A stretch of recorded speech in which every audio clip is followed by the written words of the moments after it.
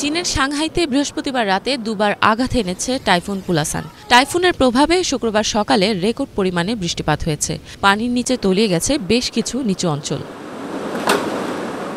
শুক্রবার ভোরে ব্যাপক পরিমাণে পানি বৃদ্ধি পাওয়ায় বাড়িতে আটকা পড়েন এক বৃদ্ধ নারী। এ সময় জরুরি ফোন কল পেয়ে সফলভাবে তাকে উদ্ধার করে পুলিশ। ফেংচেং শহরে 40 সেন্টিমিটার পর্যন্ত পানি বৃদ্ধি পাওয়ার পর 3 ঘণ্টার প্রচেষ্টা চালিয়ে পানি নিষ্কাশন করতে সফল হয় জরুরি প্রতিক্রিয়া দল। ক্ষতিগ্রস্ত অঞ্চলে আটকা পড়া বাসিন্দাদের উদ্ধারে কাজ অব্যাহত রেখেছে ফায়ার সার্ভিসের সদস্যরা। ভারী বৃষ্টিপাতের কারণে জলাবদ্ধতার সৃষ্টি হওয়ায় বেশ কয়েকটি রাস্তা বন্ধ হয়ে গেছে। ডুবে গেছে বেশ কয়েকটি বিদ্যালয়।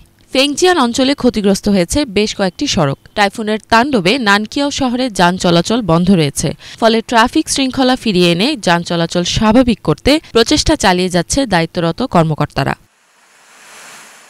জিনশান অঞ্চলে ভারী বর্ষণের কারণে রাস্তা ডুবে যাওয়ার পর দ্রুত পদক্ষেপ নিয়ে পানি নিষ্কাশন করে ফায়ার সার্ভিসের সদস্যরা। বিকেলের মধ্যে তারা রাস্তাটি পুনরায় খুলে দেয়। ওদিকে ক্ষতিগ্রস্ত বাসিন্দাদের সহায়তা করতে ত্রাণ তৎপরতা বাড়িয়েছে কর্তৃপক্ষ।